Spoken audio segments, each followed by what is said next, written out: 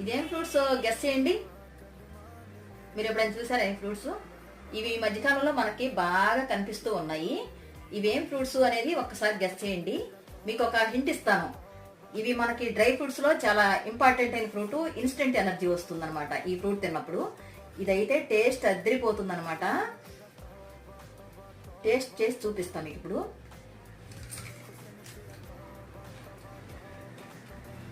ఇలా ఉంటుంది. మంచి యాపిల్ ఏ టేస్ట్లో ఉంటుందో ఆ టేస్ట్లో ఉంది.